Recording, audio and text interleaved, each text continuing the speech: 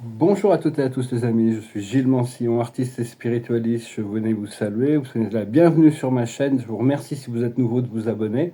Je vous remercie pour vos dons, pour votre soutien à la chaîne. Si vous voulez une consultation privée, vous pouvez m'envoyer un email. Je continue à placer quelques tableaux qui sont à vendre pas très cher jusqu'au moment où dans les jours qui viennent, là je sens que je vais pouvoir commencer mon projet, ouvrir ma galerie. Il y aura toujours de l'art à vendre bien sûr. Ça va être vraiment ma fonction et ma mission. Aujourd'hui je viens de parler des deux pouvoirs. Il y a deux forces qui complotent tout le temps à l'intérieur de nous. En réalité, il n'y a qu'un seul pouvoir, c'est l'amour de Dieu, c'est la vie éternelle, l'amour de Dieu. Mais dans une réalité qui est polarisée comme ça, il y a deux forces qui complotent tout le temps, tout le temps, tout le temps, et qui s'opposent. Un, c'est la force de l'ego et du serpent, qui complotent pour nous garder enfermés dans ce pouvoir des deux pouvoirs. Et l'autre force qui s'y oppose, c'est notre âme et notre esprit, qui, elles, complotent pour nous libérer de tous ces programmes. Et donc ces forces sont toujours en opposition. Et donc il faut accepter qu'en réalité le vrai, le beau, le laid, tout ce que l'on peut connaître dans la vie, ça fait tout partie du Créateur. Il y a des jours où on se sent vraiment très très bien, on est plein d'espoir, on est plein d'énergie. Puis il y a des jours où on se sent un peu plombé. Il faut comprendre que c'est un peu comme des vagues. Quand on est en haut de la vague, tout va bien, puis il y a un creux de la vague, ou comme des marées, les marées hautes, les marées basses. Et tout ça, c'est un procédé qui nous éduque et qui nous apprend à comprendre que la force qui nous élève, c'est Dieu, mais la force qui nous abaisse, c'est aussi Dieu. Et ça, on rentre dans le champ unifié, on arrive à accepter les choses et ne plus se laisser distraire par toutes ces choses qui peuvent encore qui peuvent nous retarder, disons, dans notre procédé. Hier, je parlais de tout ce nettoyage énergétique par rapport à toutes ces vieilles habitudes. Il ne faut pas s'en vouloir si on le fait et qu'on n'arrive pas jusqu'au bout, on repart faire un pas en arrière. Des fois, il faut danser, faire un pas en arrière, deux pas en avant, un pas en avant, deux pas en arrière, et puis petit à petit, on avance comme ça. C'est vraiment par petits pas qu'il faut avancer. Il ne faut pas s'en vouloir pour par rapport au progrès ou au regret que l'on peut faire. Et comprendre que tous les obstacles sont sont des outils pour notre évolution aussi. On les crée nous-mêmes, tout ça. Et donc, et comprendre que les forces sombres vont continuer à créer plus de chaos au niveau du collectif. Et ça va vraiment... on espère que ça va réveiller l'humanité. Et donc il y a vraiment ces forces qui cherchent vraiment à nous conditionner, à nous garder emprisonnés dans la matrice, et ces forces qui cherchent à nous libérer, à nous apporter le bonheur. Et donc c'est juste comme ça, quoi. Parce que rien n'existe en dehors de Dieu. C'est la nature de l'illusion. Toutes ces forces ont essayé de créer une séparation entre nous et notre source. Répétez-vous, je retourne dans la maison de mon Père. Et donc on doit spiritualiser notre conscience et dédensifier notre corps physique. Pour ça, on peut demander l'assistance à nos amis de Télos, de l'intraterre. Ce sont des êtres qui sont spécialisés dans la dédensification. On doit vraiment retrouver notre nature galactique, interdimensionnelle, multidimensionnelle. Et pour ça, la méditation, c'est vraiment la clé. C'est vraiment la clé. Et ouvrir le troisième œil, c'est très important. Donc, continuer à travailler là-dessus. Parce que trouver le Christ à l'intérieur, ça prend énormément de temps. C'est pas quelque chose, hop, ça y est.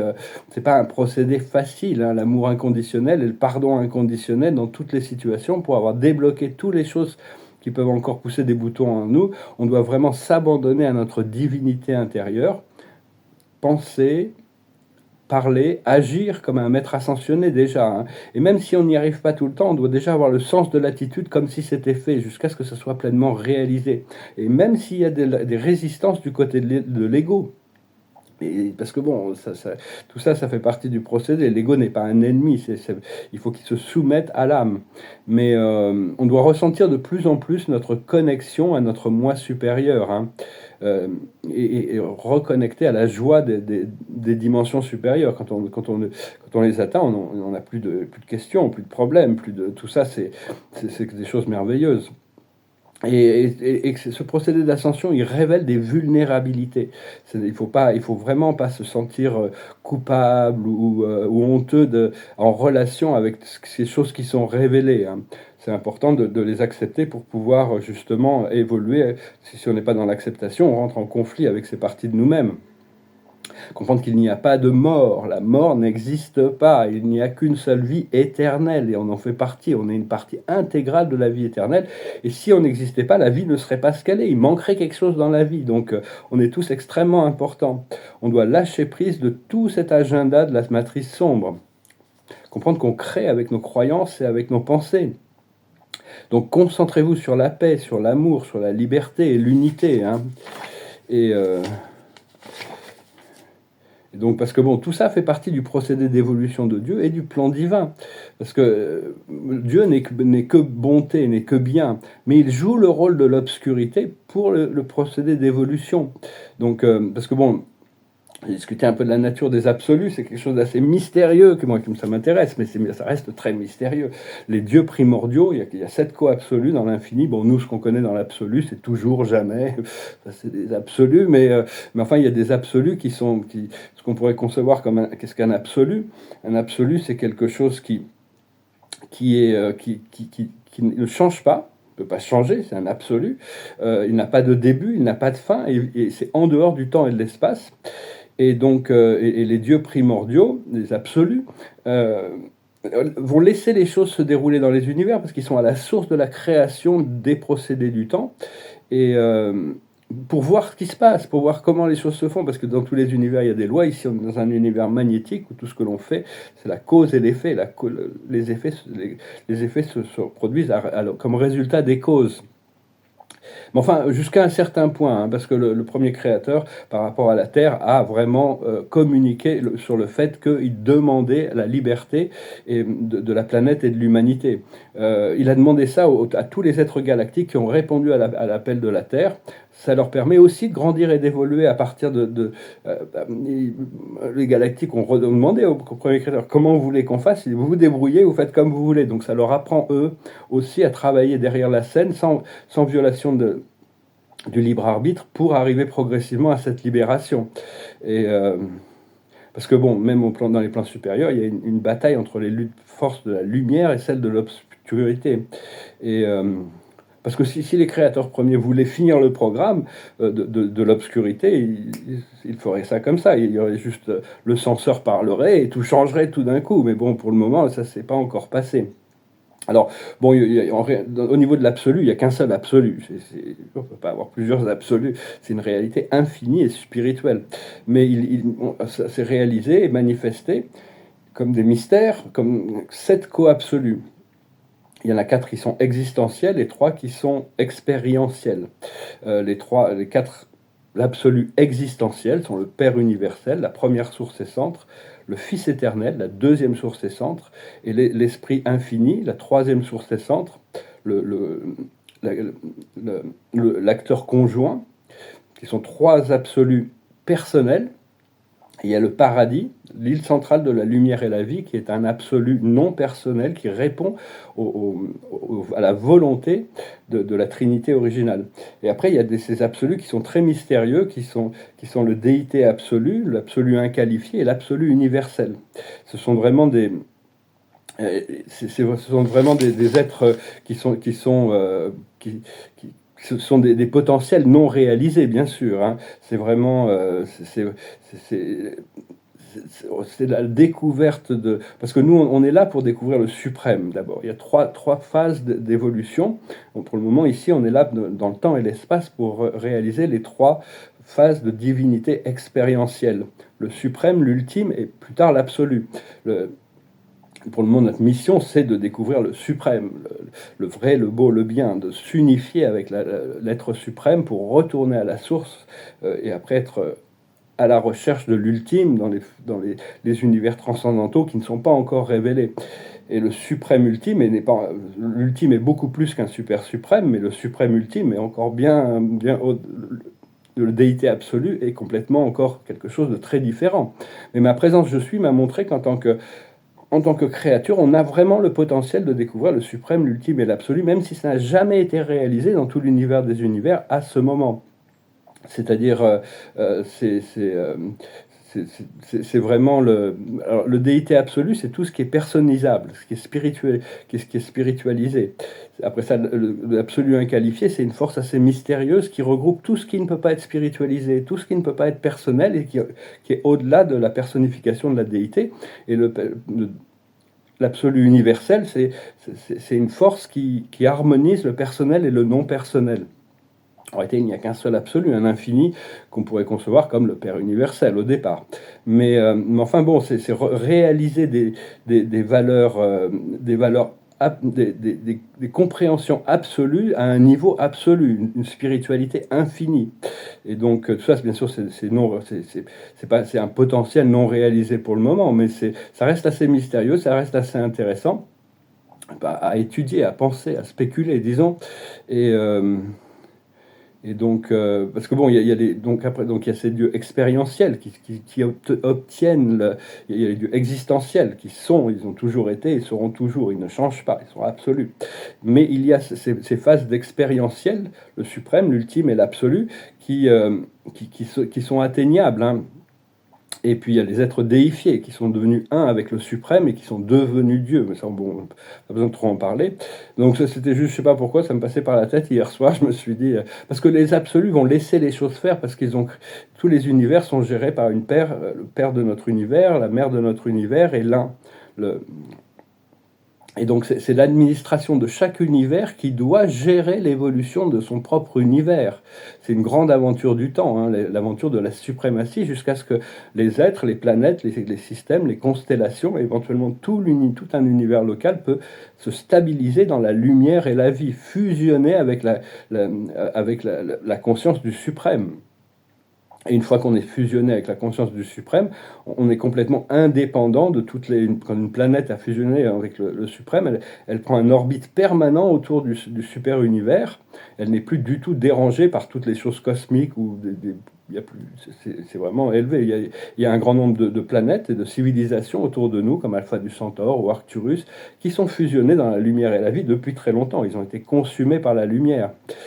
Et actuellement, on reçoit beaucoup d'ondes de gamma, super gamma, epsilon même, lambda, epsilon, hein, des lumières très très très intenses qui viennent de lumière blanche, qui viennent du centre galactique, la centième dimension, ainsi que toutes sortes d'énergies. Donc ça peut être c'est un peu fatigant de les intégrer, hein, mais ça va venir, quoi. De toute manière, ça vient petit à petit. De toute manière, cette intégration, il faut vraiment arriver à prendre conscience des forces qui sont à l'intérieur de nous, les forces de l'ego qui sont illusoires et les forces de l'âme qui sont progressives, disons. Donc voilà, je venais juste parler des choses un petit peu spirituelles, mais enfin bon, c'est des choses qui sont... qui dépasse un petit peu le niveau de l'ascension. Pour le moment, on veut reconnecter à notre nature multidimensionnelle, notre nature interdimensionnelle, multidimensionnelle, éventuellement omnidimensionnelle, où notre conscience on sera omniscient. On a déjà ce pouvoir à l'intérieur de nous, mais on doit enlever toutes les couches de l'oignon pour arriver à se débarrasser de toutes sortes de conditionnement qu'on peut avoir encore à l'intérieur de nous.